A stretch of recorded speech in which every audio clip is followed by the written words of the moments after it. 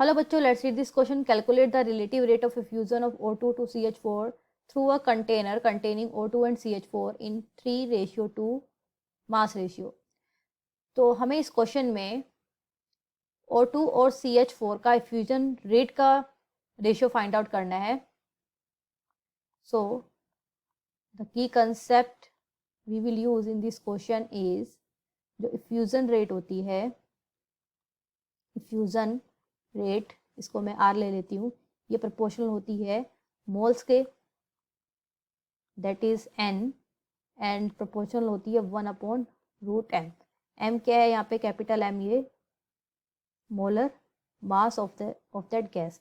अब हमें एक कंटेनर में, एक कंटेनर है इस तरीके से, इसमें O2 और CH4 गैस है.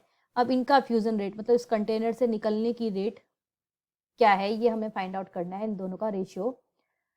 तो अब देखिए, अगर मैं O2 को 1 ले लूँ और CH4 को 2, यहाँ पे मैं अगर लिख लेती हूँ O2 एंड CH4, ये 1 ले लिया और इसको 2 ले लिया, तो O2 का मोलर मास M1 कितना हो जाएगा? 16 × 2 32, और CH4 का मोलर मास M2 कितना हो जाएगा? 12 + 4 = 16.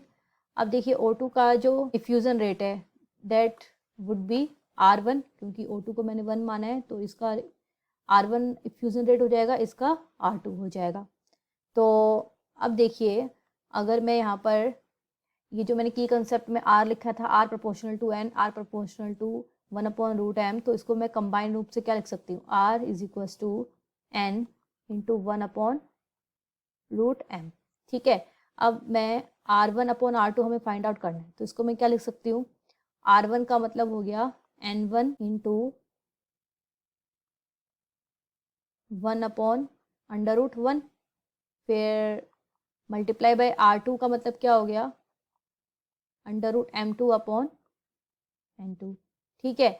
अब हमें पता है कि मोल = क्या होता है? वेट अपॉन मोलर मास, यानी कि वेट कितना हो गया? W ले लेते हैं और मोलर मास को कैपिटल M. तो इसको सॉल्व करते हैं आगे. तो पीछे हमारा टर्म क्या आया था? R1/R2 = N1/N2 √m2/m1, ये आया. अब मैंने बताया पीछे कि मोल = क्या होता है? Weight upon molar mass. तो वेट N1 की जगह क्या आ जाएगा? W1 अपॉन उसका मोलर मास इंटू N2 नीचे है, तो वो ये टर्म चेंज हो जाएगा, M2 ऊपर आ जाएगा, इसका W2 नीचे, फिर √m2/m1.